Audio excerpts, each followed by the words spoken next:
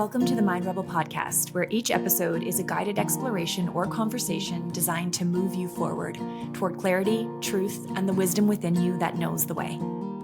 I'm Taryn Watts, founder of the Mind Rebel Academy, home of the revolutionary Mind Rebel method, where we guide people through deep personal transformation programs and also train and support world-class coaches. I'm joined here by my dear friend and co-host, Michelle Theriault. We hope you enjoy this episode.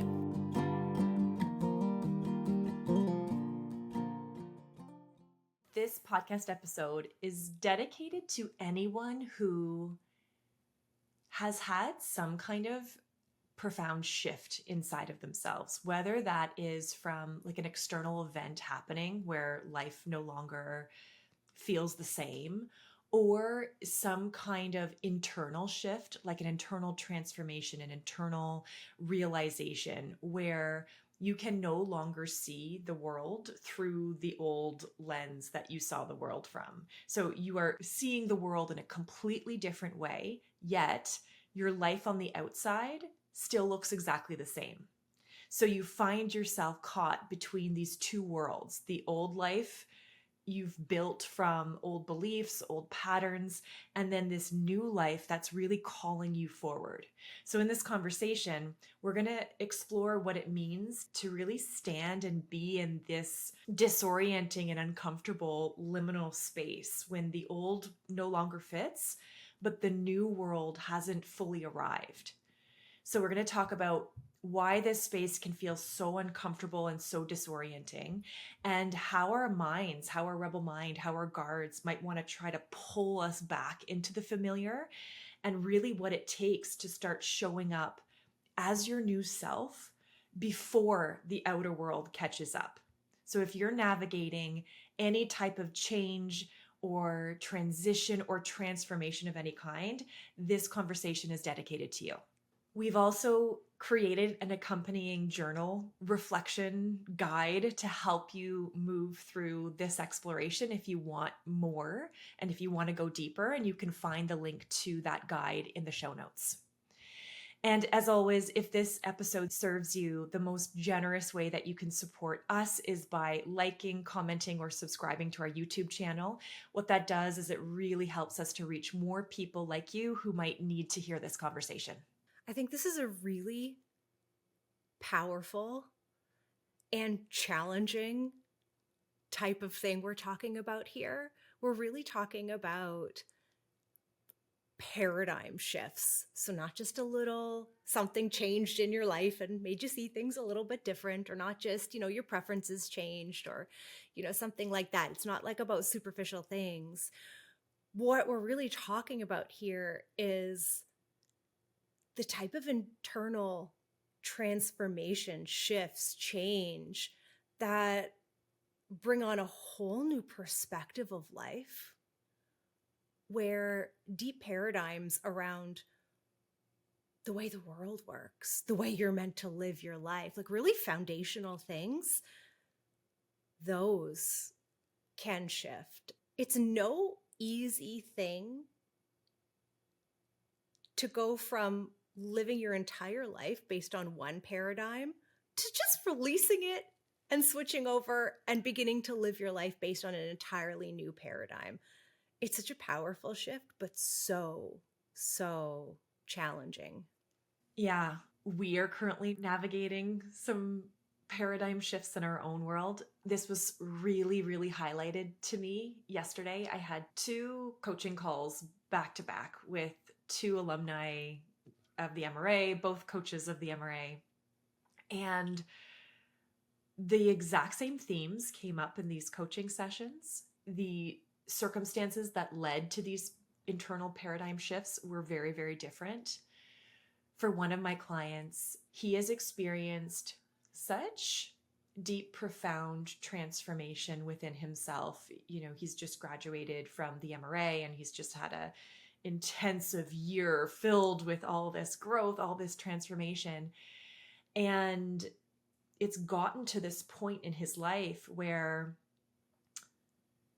there's been such a profound shift inside of him that what he's experiencing is the old job is becoming more painful. to stay in, relationships, friendships, like all of these things that fit his old life. The more he's changed, the more dissonance and disconnect he's feeling in all of these areas. So much so that life is just screaming at him in louder and louder and louder ways that, the things that once worked are not working anymore. And so here he is, a whole new human inside. But the structures of his life are the same as the old version of him. That can feel really, really disorienting. The other conversation I had was with another MRA alum, and her experience was a little bit different. She had a profound loss in her life a couple of years ago. She lost her father.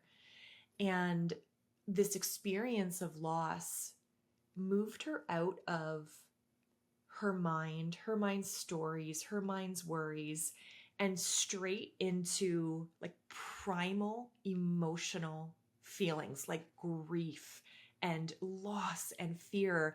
But what it also opened up was this incredible sense of love and connection. And so just like something about this experience cracked her open and like deeply, profoundly changed something inside of her. And what's happening since then is that like she sees the world differently. Things that were once like okay in her old world are becoming like intolerable in this new way of seeing the world in so many different ways. She's like, I come to work. It's like I leave my authentic self at the door and have to put on this persona and be here for 8 hours a day. And then I leave the doors, and who I am when I go to work is a very different version than when I leave work and I'm back at home. Like, what is this all for? And relationships and friendships and even, some of the stuff that she sees on social media, like the dissonance and the disconnect is getting louder and louder and louder. And both of these people, when we unpacked it and we dug into the deeper layers, both of them have these deep yearnings for change in their life, a deep yearning for their outer world to begin to match their inner world. But that requires some pretty big steps. When you've outgrown your old life, think about what that means. Like the impacts can be pretty large. That might mean leaving jobs that no longer fit, leaving relationships that no longer align, might mean leaving locations, countries, complete lifestyle changes so that your outer world can begin to match what you're truly yearning for inside. One of the words that jumped out at me the most from you telling those stories was the word intolerable. And that word really resonates for me in the context of these paradigm shifts, because I find that taking the steps forward to begin to cultivate a new life that does match the inner changes, I find I don't begin to actually do that until I experience that feeling of something being intolerable. I wish that wasn't the case, but I think that just speaks to how hard it can be to dismantle or let go of something you once cherished or worked really hard to build. It's no easy thing. Just because you have the desire or the idea that, this is actually the life I yearn for now, or like this would be a life that actually matches me, aligns with my values, just because you have that thought, it doesn't mean that the old loses power. There's so much connection and history binding you to the past that I wish I knew how to cultivate the ability to more gracefully shift from one paradigm to the next without experience something intolerable. But the truth is, I think that's the feeling that often spurs me forward. The feeling of the old is intolerable. Yeah, we can feel this yearn, this call to adventure, this next way of being, or this like vision we have for our lives, or this thing we really want to do, or this thing we really want to experience. But like safety and comfort, it often win the battle. And life often has to get more uncomfortable in that ordinary world, like more uncomfortable in the day to day in order for that balance to tip. And that's what we talked about in one of these sessions I had. I said to my client, it feels like you're teetering on two worlds right now, the old and the new. And what is it going to take to tip the balance into the new? Because that's what happens, right? It's not that it's always going to feel like you're teetering on two worlds, but the old represents the comfort, the security, the old ways of being, even if it's not good. At least we know it. We've developed comfort here. There's security here. There's safety here. And our minds will want to deeply, deeply cling to that. But what is it going to take to tip the balance into the new so that over time, step by step by step by step, all of a sudden, the old has completely lost its grip and the new is here.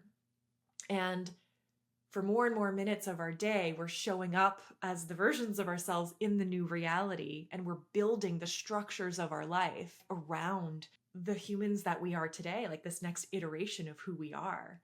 And then what happens is life starts to rearrange. And all of a sudden, the new way, which was once hard, is just the way. It's just who we are now. That's the cycle of change. But when you're in it, oh my gosh, does it ever feel like life and death in certain instances? I'm curious, in that conversation, did your client have a clear answer to that question of like, what will it take for her to step into the new world? Yeah. One question I love to ask is, what's at stake if you don't?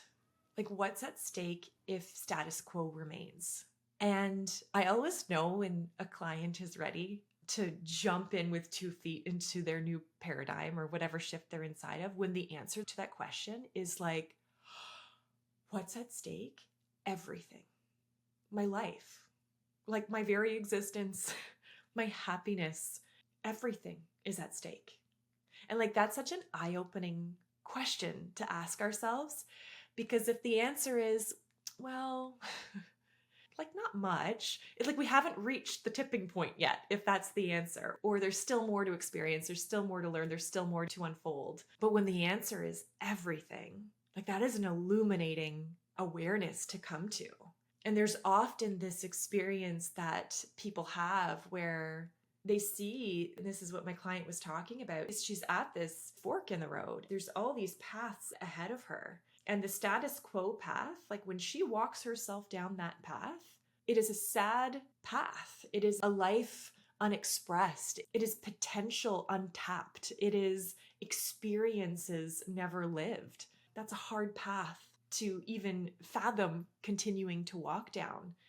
And when she considers this next path, and you might not even know what the path is exactly. So for her, she was yearning. She was just, she had this yearning to leave the city she's in and go to her ancestral country, which is Italy, and just be around family, whether that's for, a prolonged vacation or just actually move there. She's not sure, nor does she need to make those decisions right away. But she's got this yearning to be in Italy, be around family. She's got these visions of opening up a wellness studio with her best friend, doing coaching and the things she loves, and just having these outlets for her full self-expression where her authentic self can be front and center and present in every realm of her life and not just in, certain realms. But that would mean leaving the old, leaving the safety of a job, leaving a city that she's developed roots in.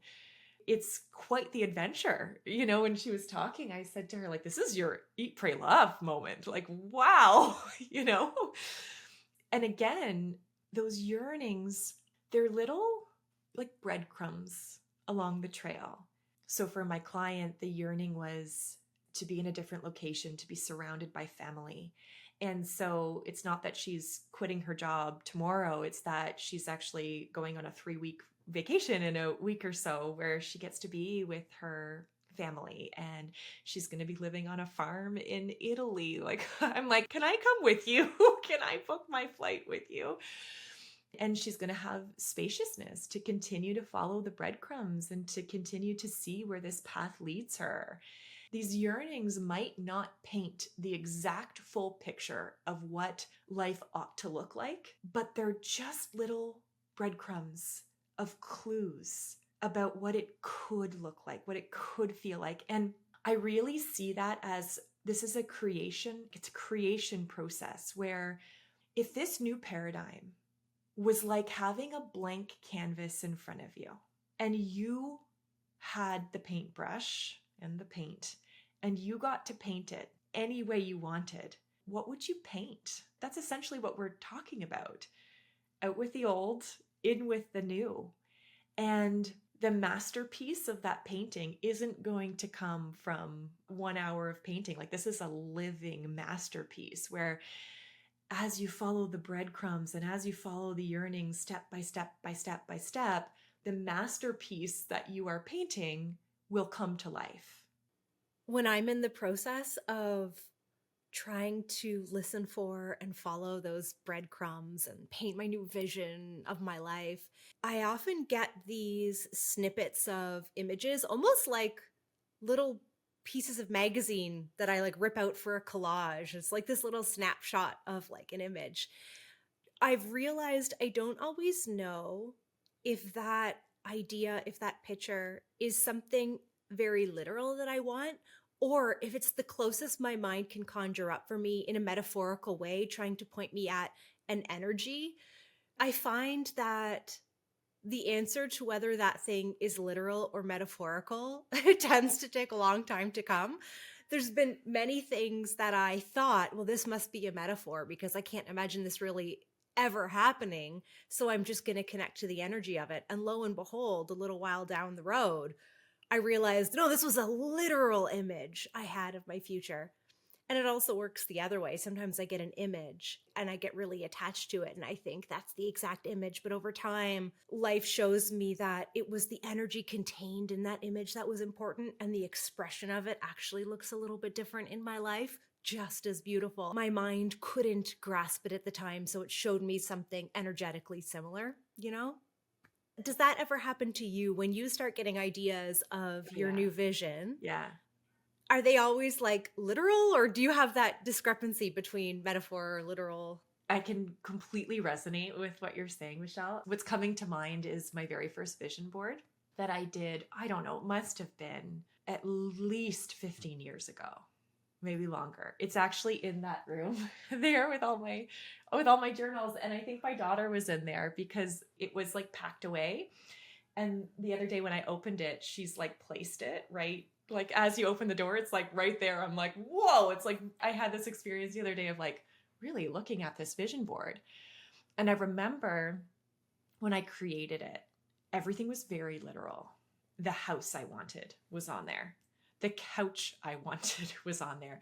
The family I wanted was on there. The wedding I wanted was on there. The career I wanted, I have pictures of like, I was speaking on stages and I had like little clippets of like the OWN network. I was going to be on Oprah. Like there's a picture of me writing a book, everything was very, very, very literal. What was interesting when I was looking at it, I was like, when I tap into the energy of all these images, no, I'm not on the OWN network. I haven't written a book yet, but I'm looking at even just like the pictures. I had a quadrant for home. I'm looking at, the home I thought I would be living in. And I feel the energy of this home and I feel the energy of the home that I am living in now. And I'm like, oh, the energy matches. It's the same energy. And I look at the family before I had a family, and I look at the joy and the pictures of the family's eyes that I chose. And I'm like, oh, it's my family. And I look at the travel and the experiences and the career. And I'm like, wow, energetically, like 15 years ago when I wasn't married, didn't have children, was not a coach, had no sweet clue where my life was taking me. These yearnings were all here. And lo and behold, 15 years later, my life feels like this. I'm so glad I never threw that out. I do have one area of that board that I'm still wondering, is this literal or is this energetic? And I'm not sure. I'm still not sure. The story still hasn't unfolded in this one area. For as long as I can remember, I have yearned to adopt a child. And on that board, there is a child on there that we have like welcomed into our home. It's been on the board for 15 years. It's been a yearning inside of my heart since as long as I can remember. I still don't know if that is literal, or are we really meant to adopt? Are we meant to foster children? That's been also something that has been on my heart. Or are we as a family meant to work with kids in some way and open up a foundation one day or something where we work with kids? And I don't know yet. In my literal mind, no, we're adopting. Like that's what I used to say. No, we're going to have our own kids and then we're going to adopt more kids into our family. But as time moves on, I still don't know. I don't know what that is, but I know the feeling of it. What I feel is that we have so much love to share in this home that I want us to share it with other children. That is like a yearning that has been true since as long as I can remember. Before I even had children, that was a yearning inside of me. And as my life unfolds, I know it's not time yet. I can feel that. We don't have a lot of extra time.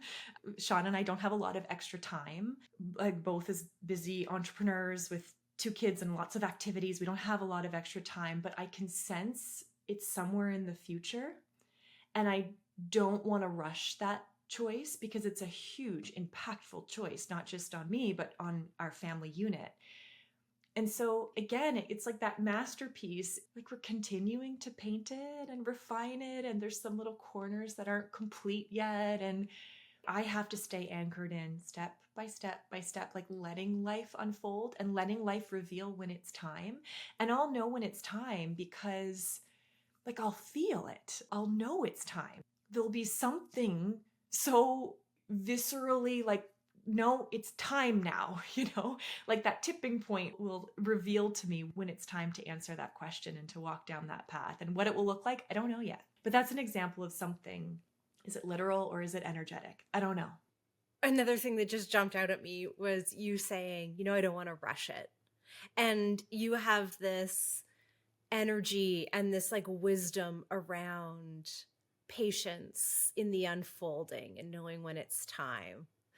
And I notice in myself, especially in this context of when something is shifting inside me in a really profound way, in this paradigm shift and the old is becoming intolerable, I always feel so inclined to make the big dramatic change. Like when you were telling the story of your client and the conversation with her, and I was imagining her going to Italy on this trip, my brain was like, I hope she just never comes back. I hope on this vacation she just goes, no, and like throws caution to the wind and just starts living her best life immediately.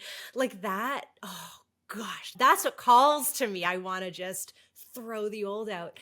And sometimes I think that can work out for people and it's super brave and it's like, it's the way my soul leans. But I also know that, sometimes that's just like reckless and it's just going to cause you problems. And you're meant to embody the energy you just expressed of like one foot in front of the other, patient unfolding. You'll know the steps when it's time. And I find for me, there's a real tension there. I don't find that patience in the unfolding as easy as I know you do. And I experience that in you in a lot of ways. You have a real patience in the unfolding. Do you have any thoughts about that? About like the tension between those things? I sometimes wonder if my patience comes from just like risk aversion versus wisdom. I don't know. One thing I have to be so aware of in myself as a coach is that I recognize, for me, patience, one foot in front of the other, life unfold, and like really trusting myself, like when it's time, it's time. Like that is my natural set point. That is how I've been able to take enormous leaps and enormous risks from a very low risk tolerant body and makeup, it's like through that process. And I think over the last 15 years, I've just kind of trained myself to be able to do that.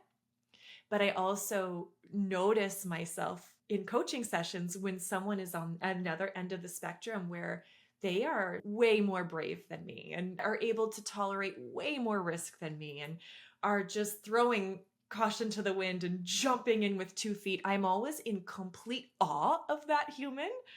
And also like, I can feel myself tense up. But that's not to say I'm right and they're wrong. I think everyone has, again, different thresholds for risk and different thresholds for what safety means to them. And I've just found mine to be in like slow, steady, patient steps. But I am in awe of people who can just jump in and jump off the deep end. So as a coach, for me, it's really important to check myself when I'm feeling like I know a better way than a client. Like that's actually not true. And vice versa. I've had coaches or, people who the tendency is to project your preferences onto others, like your natural way of being onto others. And if you see someone making different choices than you or having a different process than you, the natural tendency is to think they're wrong. But that's actually not true. And it takes a lot of emotional capacity within yourself to hold that and to hold your truth while just deeply honoring another's truth. And that's like the beauty of becoming a coach, is you get to expand those muscles within yourself. Because when I look at you, Michelle, you've made some pretty massive leaps in your life where you've burned something down and started anew. And I'm like, wow, that's incredible. There's also power and wisdom in that too. There's a part of me that wishes that I had a little more patience and endurance to like take some more steps to set me up before I throw the old life away and leap into the new one. But something in my body, like, I guess when my body knows it's time, it wants to break free sooner rather than later. And it just goes, no, you don't have time to set things up. Like, you must free yourself right now. It's like this overwhelming, like, and I often find myself releasing the old before there's any safety in the new. I found myself in that situation so many times. And yet I don't know. And then sometimes I'm just kicking myself, but I still don't think I could or would change it, because I think as much as when I'm in those scary times, I yearn for safety, the hierarchy of my values, freedom wins every time. Like, I can feel that feeling in my body of like leaping off a cliff and it being really scary, but the freedom is worth it. Which is why when I think about this alumni, I just think, oh, I just want her to soar and sail and drink glorious red wine and drizzle the best olive oil she could find and, wander the Italian countryside. Gosh, I've shared this quote probably so many times because it's one of my absolute favorite quotes. But the Mary Oliver quote that, we bring up all the time, and tell me, what is it you plan to do with your one wild and precious life? Oh, I feel like that quote is such a driving force for me. Like, I think there's something in there that resonates so deeply. And when I hear it, I think, it's one of the most important questions. It's the question that even just asking myself that question or imagining someone else asking themselves that question and hearing their answer, it can just bring tears to my eyes almost immediately. Like, when you were talking about asking your client what's at stake if you don't make the change, and her answer of like everything, I instantly thought of that quote. And it like fills me with this emotion, like, yes, everything is always at stake. Like, you have one wild, precious life that like your time and your energy is finite.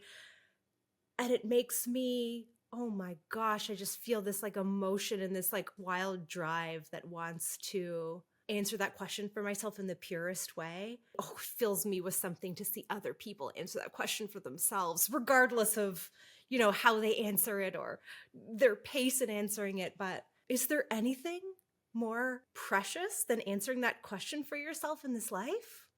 It is such a powerful question and a powerful inquiry. It's so interesting as you're sharing that, and you're sharing like what that question does to you, and like how it just makes you want to leap. What that question does for me is it takes me, that's also one of my favorite quotes, but it takes me to my next favorite quote, which like probably explains my makeup, my patterning, and why I have the endurance I have and the patience I have to steadily walk the path. But it's this quote that says, luck is when preparedness meets opportunity. That quote is so front and center in my mind when I think about building the life of my dreams. And what I have control over is preparedness. And so when I think about answering that question and I tap into this vision and what I want to do with this precious life, and the answer to that question evolves and changes over time. You can't just ask yourself that question once and you're done. That's not the case here. Like that masterpiece that you're painting is going to change and evolve and turn into something else. And like that is the beauty of this whole experience. And for me, it's like I think of that and I think, okay, I am going to prepare for that step by step by step. And like, I am going to build, construct, architect this life. I value, like, one of my top values is harmony, inner harmony, outer harmony. Leaping off cliffs for me, it might create wild excitement, but very quickly after, it's going to create complete, utter disharmony inside of myself, disharmony in my outer world. I can't paint from that place. I can't. There's no creativity left. I'm not in my optimal space. I'm not happy there. So I know that in order for me to get where I'm going, I have to prioritize inner harmony. I have to prioritize outer harmony. And the only way to do that is step by step, building, architecting this life. Every day, making small steps forward that over time keep me a little bit more steady emotionally as I'm jumping towards and going towards. It might take me longer, you know, but it keeps me emotionally more steady. And then over time, the life I want, the masterpiece that I envisioned arrive and lands as I build block by block by block. One thing I'm glad we're illustrating here is that there really and truly is no right way or right pace to shift from the old life to the new, from one paradigm to another. You know, like I love this shows up in so many things, Taryn, how like almost polar opposite some of our inclinations are, you know, even though so much of our perspective is the same, we have these polar opposite inclinations. And I'm really glad that that's clear. We don't have a prescribed method of this is how you leave the old and come to the new. But we did take ourselves on a deeper exploration to help surface some of the underlying, but I would love for us to look at the deeper layer here, because it's not as simple as in your own time, just naturally shifting from one paradigm to another. In order to do that, for me anyway, and I think very often, it's so helpful to look at those underlying beliefs that are still holding you to the old paradigm, because I do think it's possible that a shift into a new outer life doesn't always naturally happen unless you, to some degree, face the beliefs that helped create the old life for you. And that's the exact type of exploration we've designed for the accompanying worksheet that goes along with this episode, is that type of exploration deep into the beliefs and what's happening energetically under the surface. I think one of the most powerful pieces of awareness that, you know, there's a question that invites you to do this in the worksheet that when I first read it, almost seems too simple and obvious, and like it's not going to give me a lot of new profound information. And that it's just the invitation to really thoughtfully name the beliefs, energies, patterns in your old or current world paradigm versus naming the new beliefs, energies, patterns, perspectives, choices, whatever, in the new paradigm, the new life you'd like to create for yourself. And I don't know why sometimes I think before I start writing, I already know this, it's obvious. Like, because I do have an overall clear sense of the old versus the new. But I find when I start getting into what are the old beliefs and perspectives I'm operating on versus like, what would I have to believe? And what would my perspectives be if I was really operating in the new one? It's always surprising to me how many important little distinctions come to the surface. It's often surprising to me that I'm actually able to then see the really precise, specific energetic difference or difference in belief. And it normally boils down to one or two little perspectives I have about what I believe about myself or what I believe about the world. And what I think is true for me, at least, is that no meaningful outer change can happen for me. No real paradigm shift in my outer life can happen unless I really make that underlying energetic shift. And I cannot make that specific underlying energetic shift if I'm not aware of it. It's also incredibly illuminating to see how one or two deeply held perspectives can shape your entire life. Like, can have such a profound shape on your relationships, the job you're in, the way you spend your days. It's fascinating to examine that. And when you see that and you see how true that is for you, it can be a sobering moment, like a wow. I've constructed all of these areas of my life around these perspectives I've held. And dismantling those perspectives and anchoring into and really naming and claiming the new perspective you want to hold for yourself is no easy task. But you're right that the tipping point that we were talking about earlier truly does come from building this perspective up. It's like holding the energy of this perspective for more and more minutes of your day and asking yourself, how would I show up in the world if I was living from this lens? If I believed this to be true about myself, if I believed this to be true about the world, how would I be showing up? What choices, decisions, and actions would I be making? That's really the powerful thing that can tip the balance, is building. And that new belief needs to be built. Building that new belief, building that new perspective. And then, in my case, slowly, step by step, the outer world begins to match the inner change and the inner embodiment that you've been devoted to. In that session with my client, what we were talking about, what really ultimately walked away was this recognition of this teetering and recognizing that she needed some more anchors in her life to really anchor these new perspectives, to really anchor this new way of being in the world. And so we co-created, next best steps, which were around what anchors that she was going to bring with her so that this doesn't just become an exploration she has in a coaching conversation. Like, that's not enough.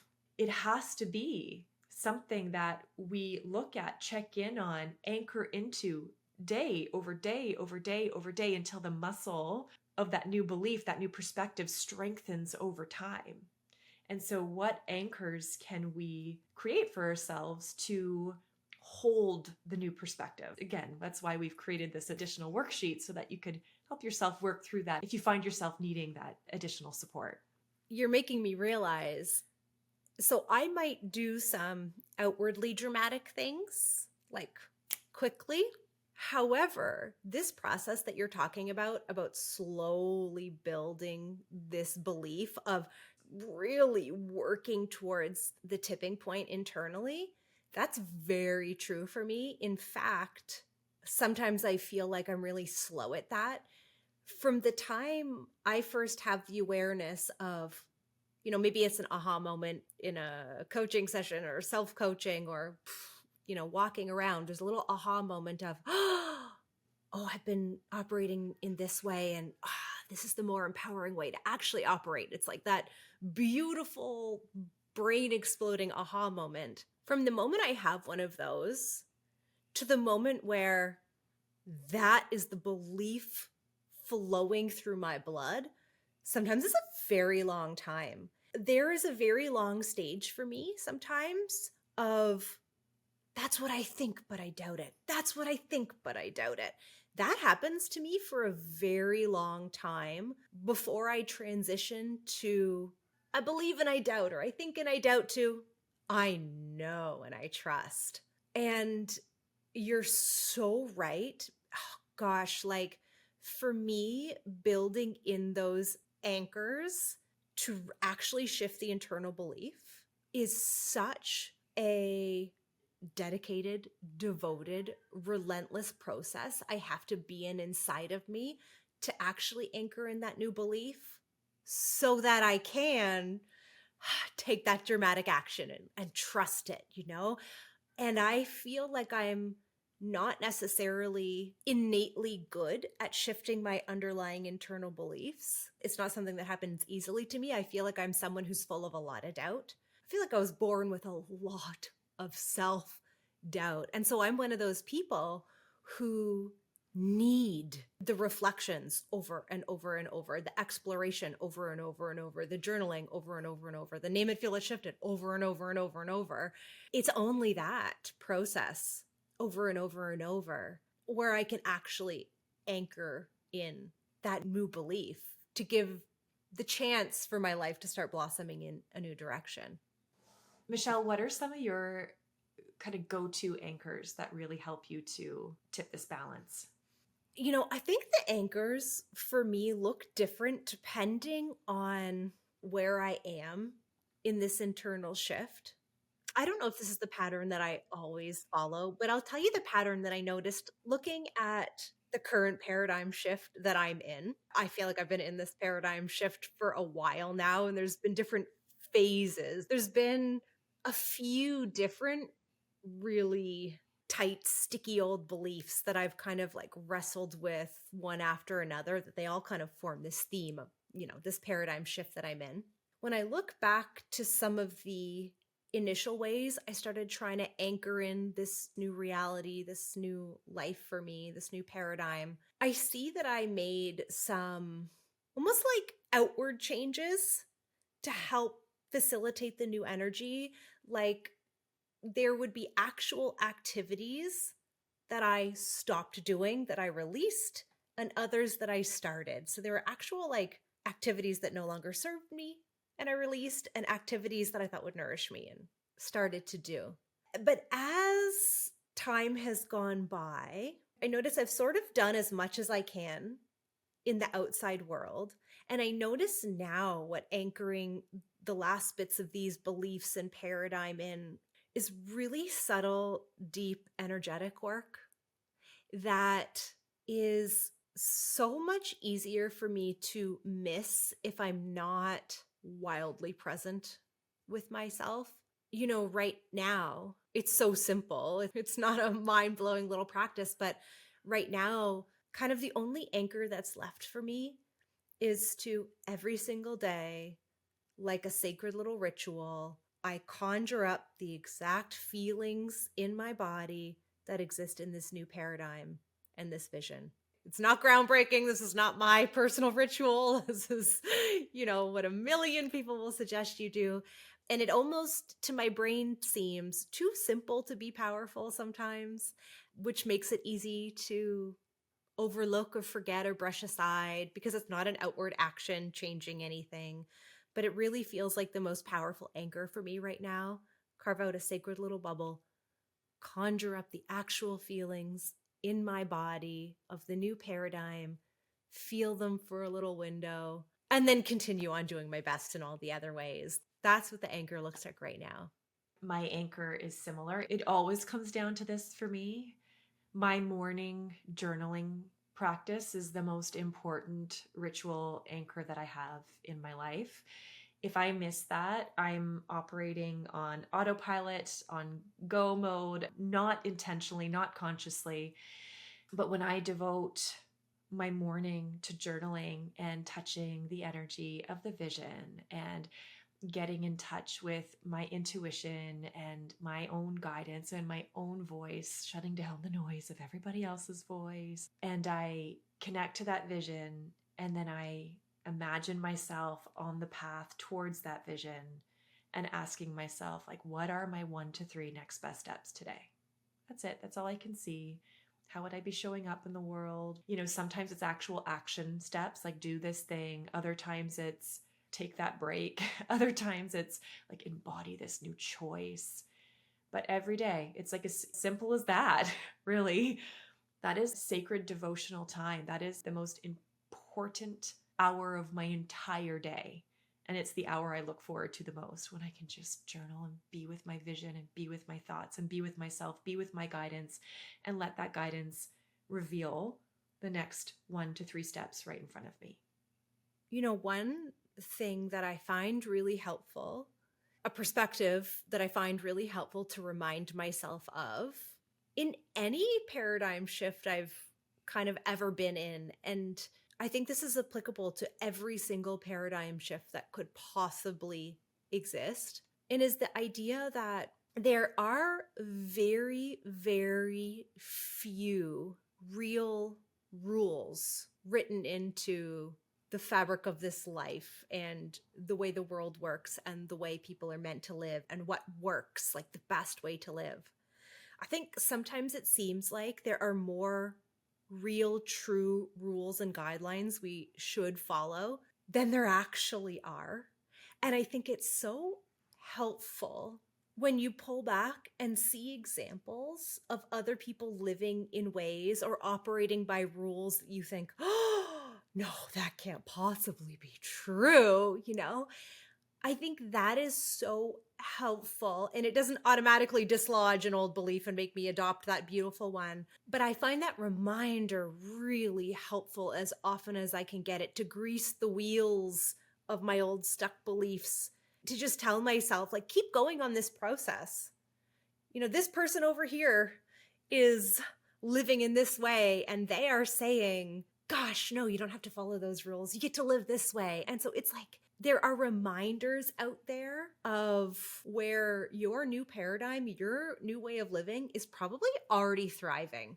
And if it's true for somebody else, if somebody else is out there thriving that way, then it could be true for you too. And I find those examples to be so helpful. There's this woman I started following on Instagram, and she just captivated me, even though how she's designed her life is not precisely how I want to design mine, but something about her life just captivated me in a really unexpected way. So this woman lives on a farm with her, I don't know how many kids she has, 2 or 3 kids, and her husband. And she's a stay-at-home mom. She doesn't work. She wears beautiful flowy dresses every single day. She is so vocal about her husband is the one who's the provider of the home, the protector, the provider. She is the caregiver and the nurturer of the children. And she, mends her children's clothing, and she washes things by hand, and she bakes all day with these beautiful little dresses, and she goes and milks the cows, and she homeschools her children. And I look at this life and I'm like, people live this way. And not that I want my life to look exactly and precisely like hers, but there was an old paradigm I lived in for many years where I was a strong, capable businesswoman. And for many, many years, I was the sole provider and the primary breadwinner of my home. And for many years, like, this entrepreneurial drive in me, like, there was an identity and beliefs that were created there. And I feel myself shifting from that energy, like that energy, I'm so tired. And that energy, I think I want to retire from that energy and the paradigms that in the life I created from that energy. And that when I see someone living the polar opposite of the life I had once created, oh my gosh, something draws me in. And again, not that I want my life to look like that, but I want more of that feeling. Truly, I want more of that simplicity. I want to walk around my house in beautiful flowy dresses all day and bake and cook and tend to my gardens and not have to worry about bringing in any money to my household, and just have, my responsibilities, my nurturing responsibilities over here. But what I've allowed that to do is just really inform, like, what are these feelings arising me? I know I don't want my life to look precisely like that life, but what is it that is intriguing me and pulling me towards this lifestyle? And again, I have the paintbrush, it's mine. Like, how does that inform what I paint here? And so just allowing those are, again, little breadcrumbs, little clues to inform what it is you most deeply desire in this next iteration of your life. Thank you so much for being part of this conversation. To learn more about the Mind Rebel Academy, our coach and leadership trainings, as well as our self-development programs, please visit us at www.themindrebel.com.